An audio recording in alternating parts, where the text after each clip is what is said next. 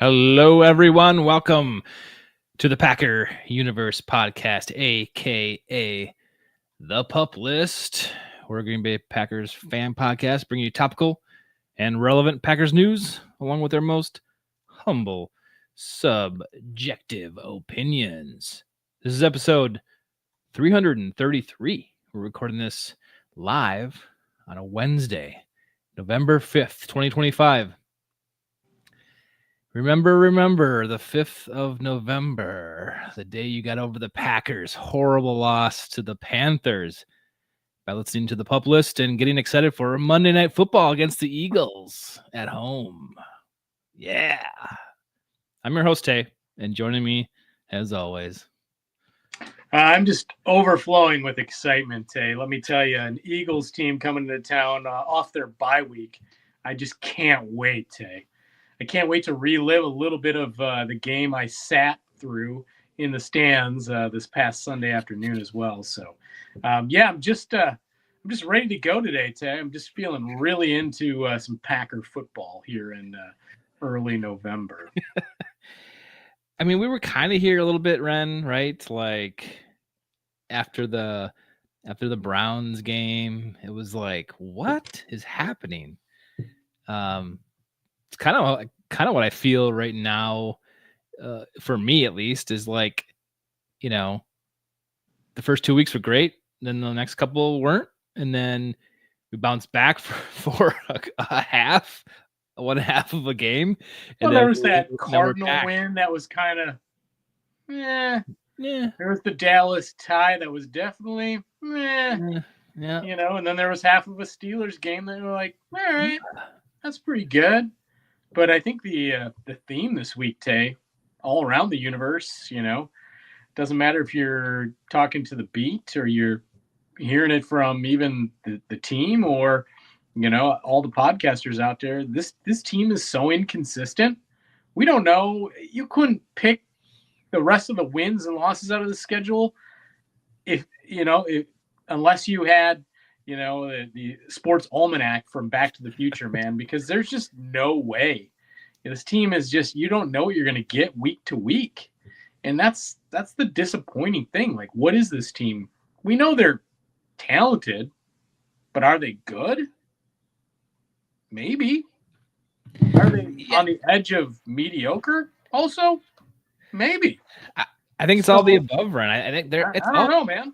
That's what this is. That's what this team is. And I think, that's kind of what I realized over the last few days was that, this team can be great, but they're not consistent, which makes them mediocre, average. And that's what we got. So, going into Monday Night Football against the Eagles, I don't feel great about it at all. I want to get excited for my team, but this is sports. This is a sports team, and we should, I guess this is me telling myself this, but it's just like, relax, dude. This is a game, and this is a hard game. 11-on-11 is a difficult team sport, and when it doesn't come together, it doesn't come together. But this is what the Packers team is. Like, this is what we got. We ups and downs. When they're up, we think that's what we got. Going forward with that, but they're not. And I mean, honestly, if I had to remind myself that, and then it's okay, right? It's like, don't get your expectations up. Let this team just play and try to have fun and get some wins. I mean, obviously we will live and die with the Packers, and we want them to be, going to the Super Bowl, which I just think maybe that was our detriment going into, the first section after those 2 weeks, was the over expectation, to have this team be what we want them to be. And they're just not there yet.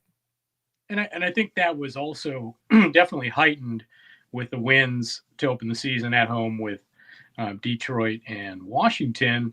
Obviously, with the addition of Micah Parsons, that huge trade that we were all just, on, what was it, August 28th, we were just like, and that happened, and you're rolling into week one just a little bit later, and you beat a team that, you haven't been able to beat in a number of years. And then a few days later, on a short week, you turn around and beat another, at the time, what we considered a very quality opponent. Obviously, Jaden Daniels is now hurt, and they're kind of middling at 3-5. But I think that's the problem, Tay, is we know they have a very talented offense. I mean, the ball was spread around to 10 different guys again last week. So there's certainly, enough guys to get the ball to. And Jordan Love, when, he's not throwing, the phantom receivers and triple coverage, is generally had an above 100 quarterback rating all year. And then he has just that kind of stinker. He's like an 80.1, I want to say, last week against the Panthers, but it wasn't good. I mean, here's a team, Tay. Let's relive it. They had 5 trips to the red zone, Tay, last week. They had 1 touchdown to show for it.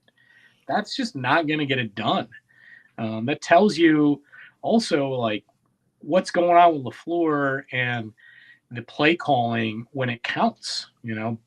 There was the one great season, as people have talked about, the gold zone, when we had Nathaniel Hackett, and they couldn't be stopped.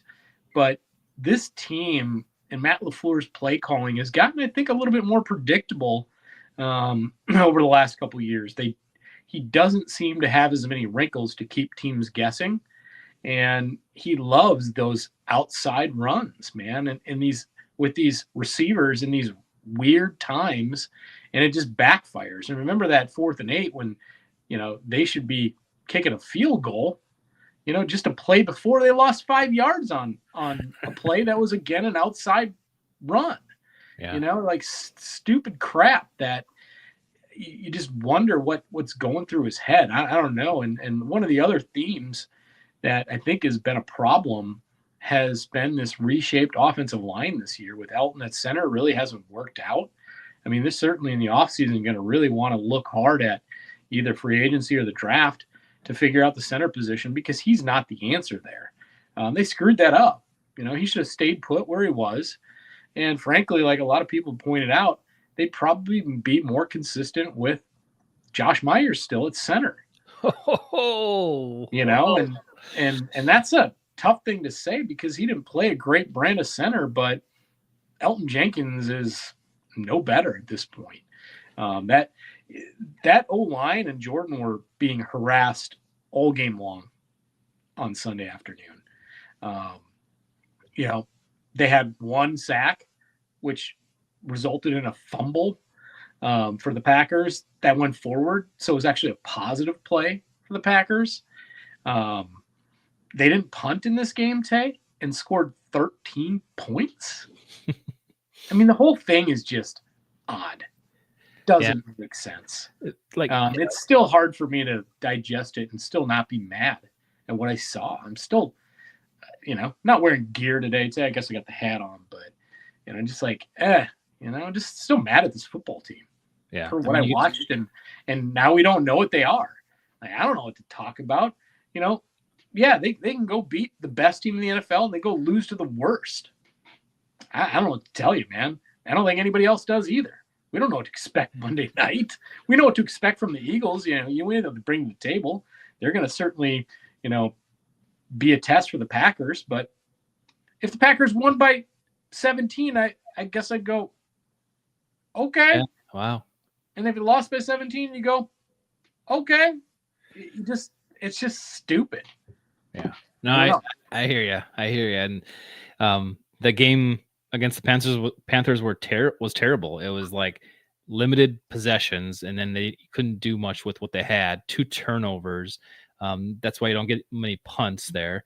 Blocked or missed field goal, and you got to wonder, is that what Matt LaFleur's thinking? Oh, we've had success in the past on going for on 4th down, and now my kicker is a little up in the air. So are we just gonna go for it? And against a worse opponent, maybe that's what it is. Yes, I will. But then you got to execute. You got to prove it. And yeah, it's a conundrum right now, Ren. I don't know where to lie, but I guess as a Packers fan, you just have to watch watch your team no matter what, and just hope for the best. Obviously, what's going to happen is they're going to play up to the Eagles. They're going to bounce back, and then you're going to be, whether you let that, raise your expectation level and confidence is up to you as a Packers fan. But right now I'm at the point where I'm like, who knows what we'll get this week, but whatever. Let's just see what happens. You just hope for development, and you hope for, a crescendo or a journey that leads them to more consistency. Either that's this year at the end of the year, or it's the next couple years. But when faced with a realization that it could be the coaching staff heavily in this, then you got to ask yourself some tough questions, because this is his 7th year, Matt LaFleur.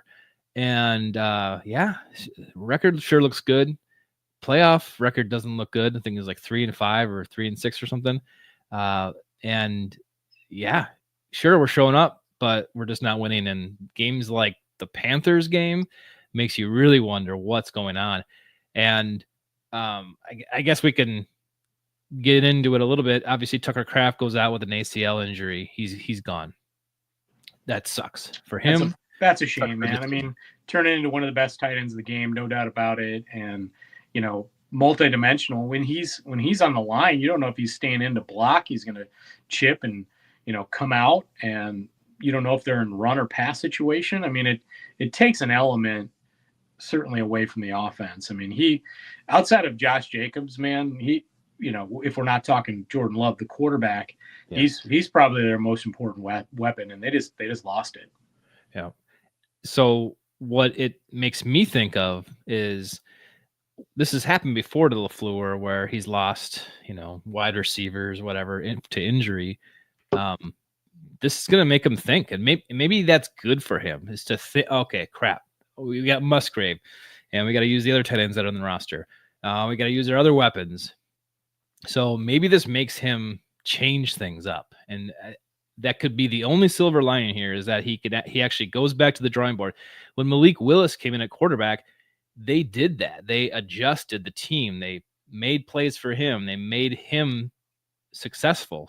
Somehow, you need to harness that, especially taking away your biggest playmaker on offense. Now you have to shift and make it happen with the guys you have. So I hope that happens. That needs to happen, because without, Tucker Kraft, his, Jordan Love, is he going to throw to Musgrave like that? I don't know. Maybe. We hope. But you look at other guys, Golden, Savion Williams, are these guys going to shine now, come out of the woodwork a little bit? But those are rookies, what can you expect from them? Well, one's a first-round wide receiver, the first time in 20-plus years, Tay. So you hope that, some of that unlocked potential, the breakout game that hasn't happened yet is coming, and it's coming soon. Maybe as soon as Monday night, because they're certainly going to need the help. We know that his injury did come out of the game, as Matt LaFleur said, is not a long-term thing. So we'll see if he's available come Monday night. They're certainly going to need him. Same could be said for Colby Wooden, Aaron Banks. They're all kind of on a week-to-week thing. So obviously one extra day of rest this week. We'll see if those guys play. But again, you're trying to replace a Tucker Kraft that you just can't. I mean, we know that Luke Musgrave doesn't have the blocking chops that Tucker Kraft has. Sure, you can put him in as a receiving tight end. Yeah, he may finally get his break, because obviously, he's been injured at times, and he had the spleen injury, I want to say, the 1 year. That was unfortunate. But now is his time to show that he can be a competent tight end in the NFL, and then you have Fitzpatrick. So they have two guys that do two different things, but, you even put them together, they're not one Tucker Kraft. So, yeah, they're going to have to get more creative, no doubt about it. We just elevated a tight end to the from the practice squad to the 53-man roster yesterday or Monday. That's tight end Josh Weil. He's 6'7", Ren, 248. He was selected by the Titans in the 2023 draft, number 147 overall. He played for the Titans. He had 4 starts there, so he has some experience. Obviously, just not on a roster, until this point. So maybe that's a promising signing there, bringing the elevation up to the 53-man roster, but we'll see. I don't know. I just don't know if they can replace Tucker Kraft in the way he plays. I don't think they can. They have they that can't. guy. So 100% not. No. I mean, you don't replace Travis Kelce. You don't replace George Kittle. You don't replace those kind of guys. Yeah. And that's what he's become. And you know that he'll work hard and he'll probably be ready to play somewhere October of next year. But that's next year. So it's unfortunate for Tuck. And again, we just got to move on from it. So, well, the trade deadline yesterday, Ren, came and went. No action from the pack, which is predictable, I guess, in my eyes. Yeah, and they obviously traded away quite a bit of draft capital on, again, the aforementioned 28th of August. So it was unlikely they're going to do anything big. I thought maybe they'd look at maybe another offensive lineman, maybe a cornerback, maybe a tight end, something for a 6th, 7th round pick kind of thing. But right, yeah, and one would have to guess that Brian made calls, inquiries on guys, but it just nothing was, to the end where he thought that he needed to make that move. So yeah, and I wasn't expecting anything, but you're right. They could have bolstered the cornerback room or something. I guess I don't really see them doing anything right now about that. So maybe they still think they're okay. But Hobbs is like demoted every week. He seems to be going down. Now he's hurt, so but now he's not going to be available for a few weeks. So they are super thin there. So the rumor of the Asante Samuel Jr. is coming out, and we'll see if that's a route they go. He was obviously he's not playing for anybody. He had an injury that people believe, and he his camp says is healed. So it could be a route they go, and I wouldn't be surprised, only because we know they lost their 7th round pick in Micah Robinson to the Titans. They picked him off the practice squad. So they're now with Hobbs out, they're super thin there, Tay. And then they got Haddon and I forget who else have never played a snap in the NFL. So Samuel Jr. is a good cover guy, but he sucks at tackling. But at this point, they might just need another, NFL body that knows how to play, and, a guy that can come out for half a season and prove it and hopefully get himself a better deal and in the off season. So I'd certainly entertain the thought. I think it would be great. I think you have to show too that you're trying to fix something that everyone knows is a problem. There's nothing wrong with that. I just don't think they will. I think, to your point, was it last week, or maybe it was the week before, Ryan, when you were trying to bring up the fact that maybe they need to bolster their defensive linemen instead of getting in like a cornerback. And I think you on our socials, you kind of got a little flack for that because it's like, isn't it obvious we need a cornerback? But I think, you saw Dowdle run all over us. You saw the loss of Kenny Clark and the effectiveness of a forefront pass rush is crucial. And even if you rush 5, that's great. Getting to the quarterback, shaking that up, I think negates a lot of those cornerback issues that we seem to be having or potentially could have. I'm okay with that. Bolstering that defensive line somehow is I would have essentially is one of the same ththings. Yeah, I would have loved to see him bring in, a one-dimensional defensive tackle that can only really play the run. Who cares? You put him in there on rundowns, and that's all you need. Like, i.e., again, we talked about, and others have talked about Howard Green back in the day. That's what he was. He's a one-dimensional guy, but hey, it mattered a lot in that 2010 season down the stretch. He was integral in some of their success. So, if you get to the quarterback a little bit faster, it helps the cornerbacks out, and you don't need to have teams like the Carolina Panthers who can't effectively throw the football, in which, Bryce Young threw only 20 times for 5.1 yards in attempt for a 48 point whatever quarterback rating. He sucked. But they just are like, oh, here's Rico Dowdle. to the point where, that 19-yard Rico Dowdle run iced it, and they walk off with the win. So that's what teams like that are going to try to do to you. They're going to try to burn clock on the Packers, keep their offense off the field, and make Jordan dink and dunk down the field until he makes a mistake. That's kind of been the recipe for how to beat the Packers. The Browns did that, and just enough mistakes. Panthers did that. And Vic Fangio, that's what he literally lives to do.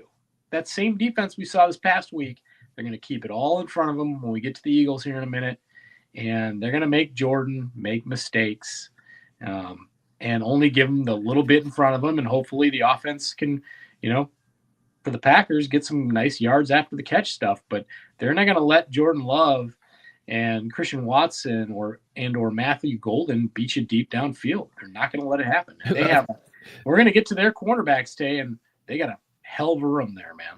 Well, it doesn't seem to matter if our wide receivers are open or not, Ren. Double, triple coverage, Jordan Love seems to be just trying for it, which I love it. But those are starting to look like Brett balls, and you got to have a lot of confidence in your wide receiver to make those throws, and to feel good about yourself. I'm torn. Between those long bombs, and being more conservative, doing the dink and dunk. But I don't know. It's crazy. Let me ask you a question.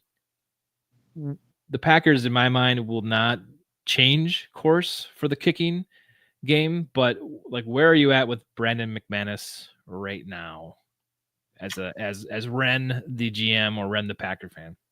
Frankly, as both, he wouldn't have played till this week today. I would have made sure that leg is fully healed.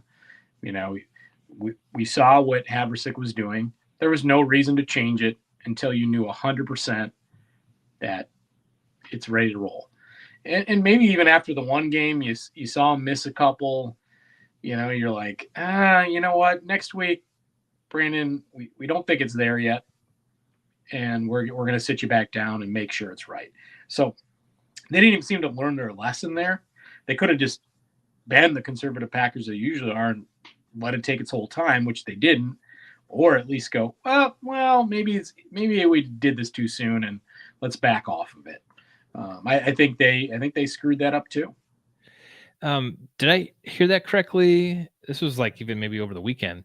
Jair Alexander got traded. Yeah, he's coming to town this Monday today. To the Eagles, right? He's a member of the Philadelphia Eagles. That is correct. They need to get that intel, don't they? I don't know how much intel Jair brings to the table, but clearly they wanted some backup cornerback fodder because their two starting guys are A-OK. And they actually traded for two cornerbacks in addition to an outside linebacker as well this week. So we know Howie, Howie Roseman, the GM for the Eagles, he's always busy. That guy makes trades at every deadline in the off season. He's wheeling and dealing at all times to improve his football team. Well, while we're there, let's get into this game, Ren.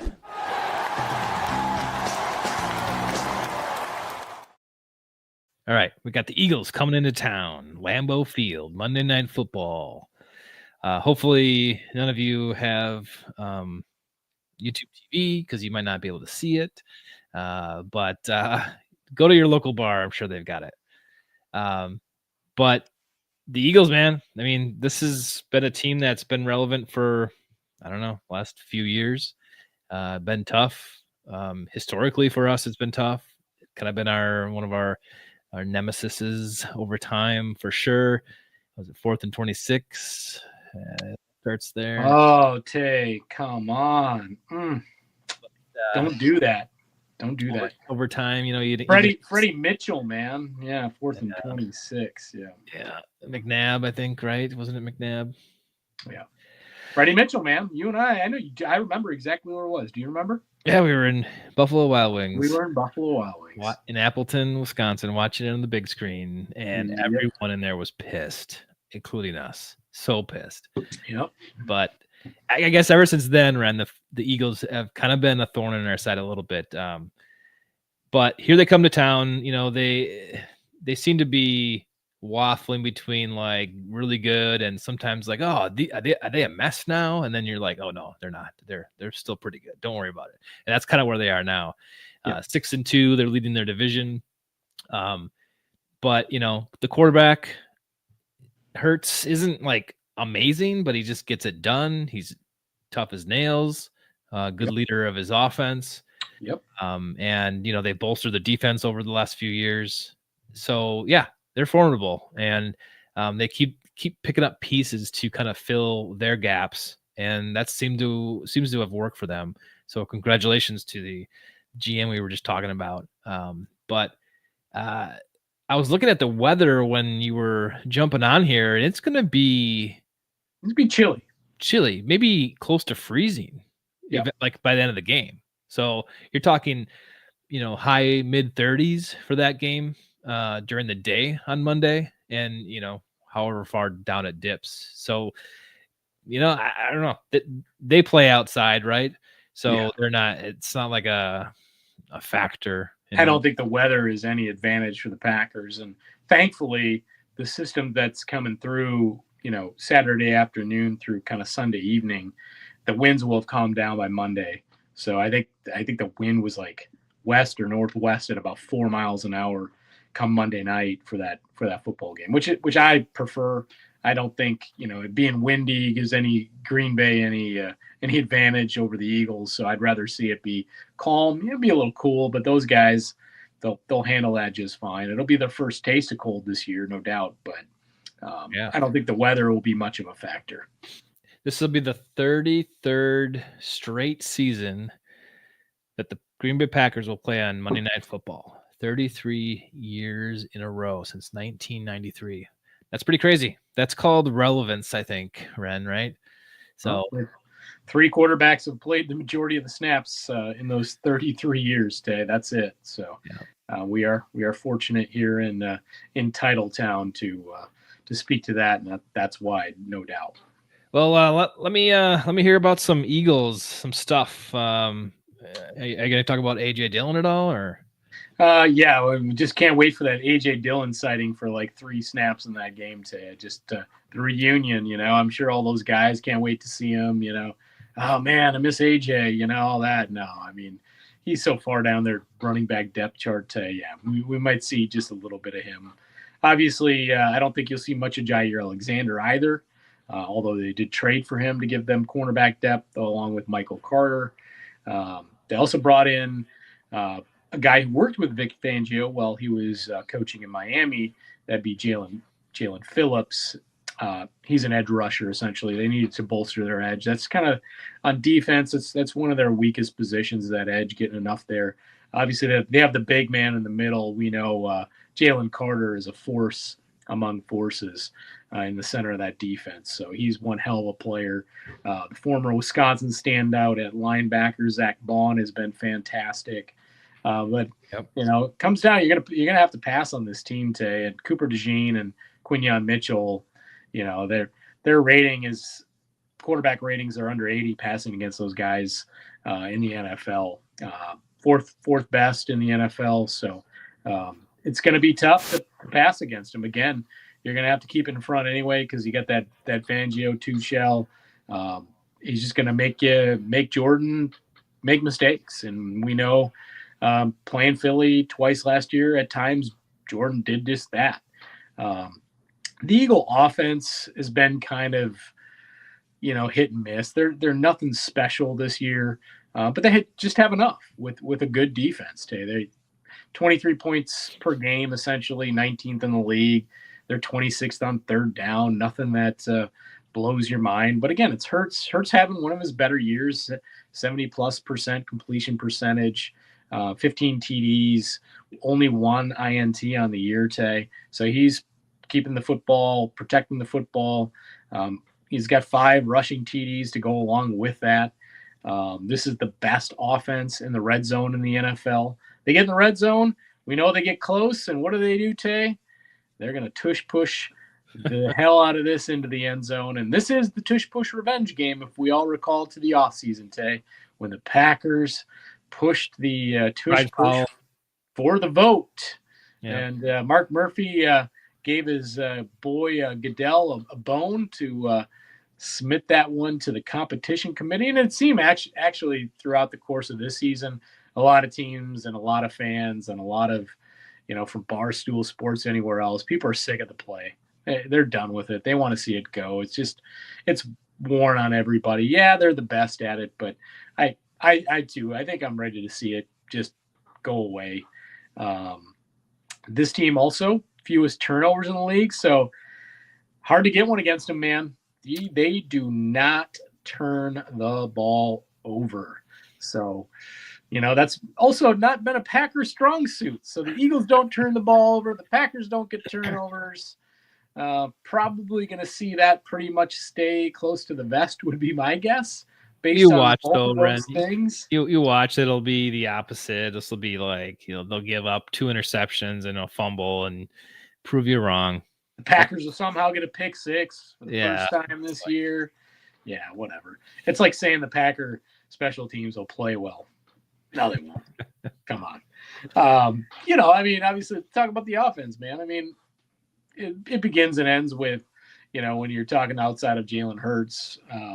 He's commanding that offense, but Barkley is not having the year he had last year. Obviously, an MVP style season last year, didn't win the MVP.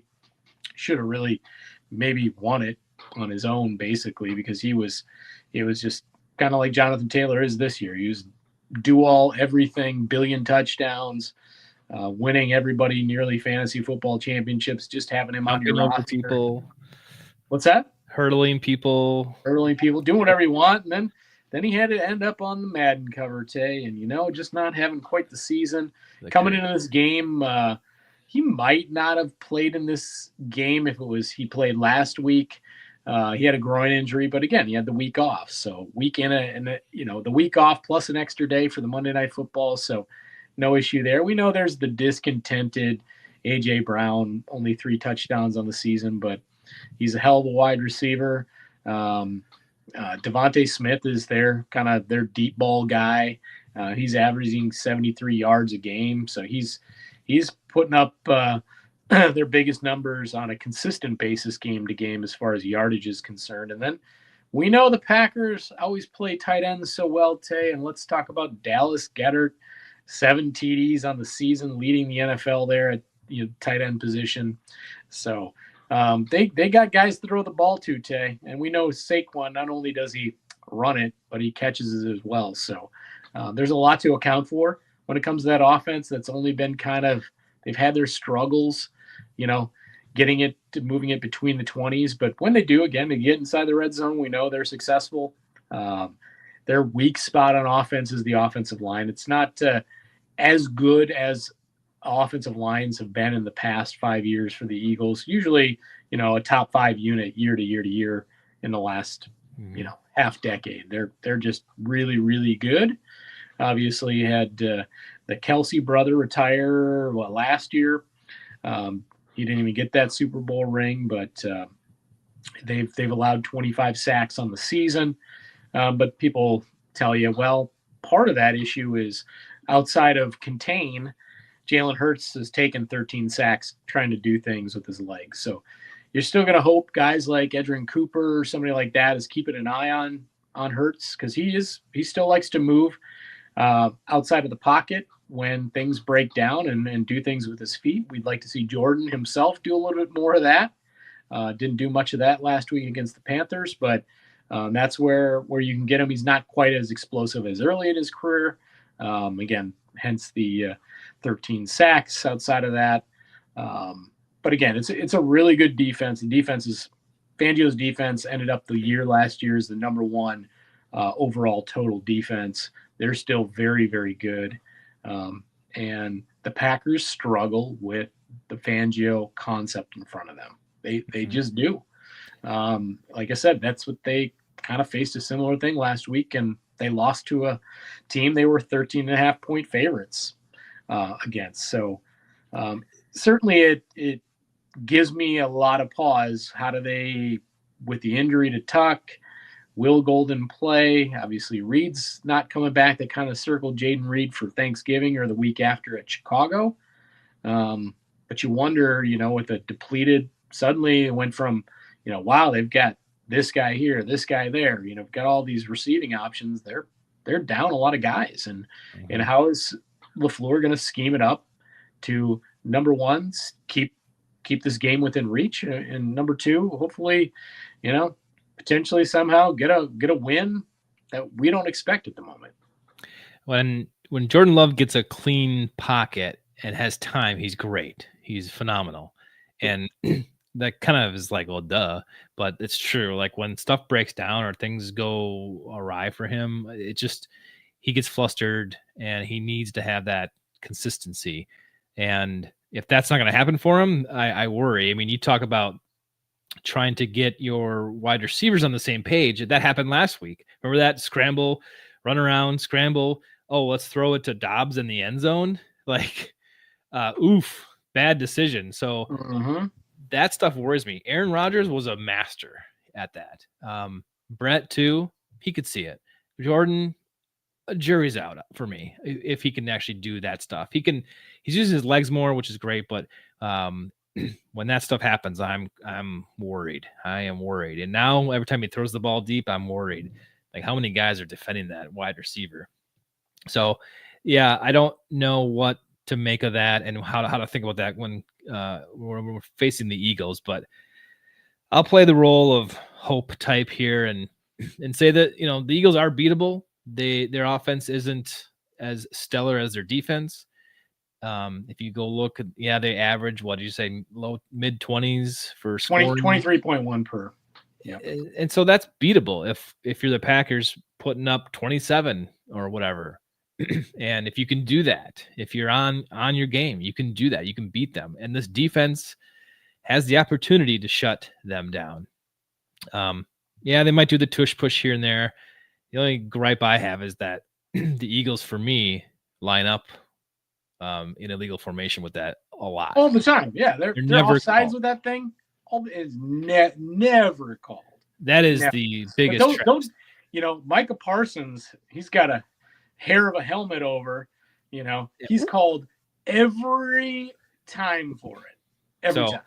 There's something going on, nepotism somewhere or special treatment here, but that's BS. And you watch that on Monday night and see if that happens. You watch those guards left to right of the center and see if they're pushing forward. And if they are, I will cry foul. That is totally unfair, especially when you're trying to scrutinize some particular play like that. Like you have got to do it right. So I would be pissed if that happens and it's blatant. Oh, it's going to happen. They're going to line up for tush push. And the center is going to be way, way offsides. So anyway, it's classic Eagles tush push. And that's why people are sick of it because they never call it. And it's like, oh, I guess the Eagles can just get away with that. And there's something to be said about, letting it go if you can't defend it. But if you're not defending a legal play here, like you're like half the time they're out of position and they should be called. And that's what's frustrating. Most people. But this team, I do believe, can be beat. And we have to have one hell of a game. We have to be on. So, and that's possible, sure. But I think it's all up to Matt. It starts with and ends with Matt. He's got to call this game great. He's got to look and dissect this Eagles team over the last 2-3 weeks and see what they're doing and see how to attack them. It's just that simple. You have to have a good game plan. And hopefully these guys are buying into this and, following his lead because I don't know. It just it seems strange that they are so up and down, so all over the map. But I did see the line, Ren, and I think it's 2.5 to the Eagles. No, to the Packers. Yes. I guess we're at home. That makes sense. Yeah, 2.5 to the Pack. It makes sense. Well, does it? Maybe after not. The performance at home as 13.5 point favorites against the Carolina Panthers, they're getting still just under the home cooking 3. They're probably thinking against the Super Bowl champs, Tay. They're probably looking at the stats. They're probably looking at the standings. Maybe they know something we don't, Red.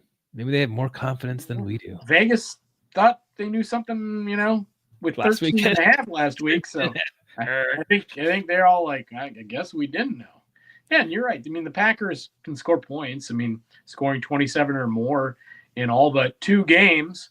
One to the one-win Browns and one to the now 5-4 Panthers. So, well, I'll juxtapose myself, and I will be the negative Nancy here, and I will say that they're not even going to score 20 points. They're going to score 17 points, and the Eagles will score 24, and we're going to lose this one at home for the second home game in a row. We're going to lose on Monday Night Football.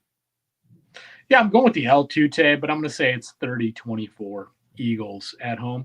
Do you know you're a fit guy that the Eagles are wearing for the second time ever? They're black helmets with white jerseys and black pants. Do you know the only other time they wore those, Tay, or last time they wore those? Oh, no, I do not. It was in Corinthians Arena in Brazil. Oh, no way. Rewind the tape. They beat the Packers over a year ago in the season last year in Brazil in those uniforms. So they're like, yeah, let's roll those out when we beat the Packers and hurt Jordan at the end of that game and all that good stuff. Let's leave on a good note, Tay, about the Eagles and the Green Bay Packers, and that is our 2 most recent inductees into the Packer Hall of Fame.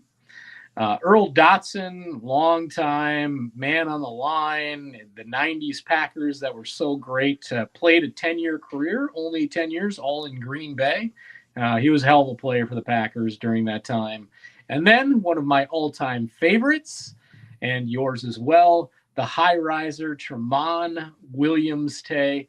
One highlight of his career, Tay, to ice the game, wild card weekend 2010, interception in the end zone of Michael Vick to send the Packers off to Atlanta, where they would blow the doors off the Falcons en route to a Super Bowl victory a few weeks later in Jerry's World. So congrats to Earl and our guy, the swaggy high riser. Again, one of my all-time favorite Packers. Yeah, number 38 and 71. Love those guys. Those are great. So congratulations. I know, Tramon maybe left a little sooner than he wanted to. But yeah, one of my all-time favorite cornerbacks, man. Love that guy. Yep. So yeah, you're right. Congratulations. Let's leave it on a high note, Ren. We'll be back, Monday night after the game for our first takeaway. So check us out there. Otherwise, go check us out on all social platforms. We're doing this live every Wednesday and live after the games for our first takeaway. You can find those on YouTube, X, and Twitch. So thanks for all your support out there. Yeah, Tay, we got good stuff coming up over the next couple weeks, because we got the Lions coming, so we know we'll have the Lions boys in. Yeah. We'll finally get a little reunion with our guy, Joey Christopoulos, if I can say that, with the Bears. 2 games coming up over the next many weeks. And speaking with our friend over the text messages today, Rob Domofsky will rejoin us over the next few weeks as well. So a lot of good stuff coming. Hopefully we can have good stuff with those guys and include some Packer wins along the way. So until the first take, Tay, Monday night on the Pup List.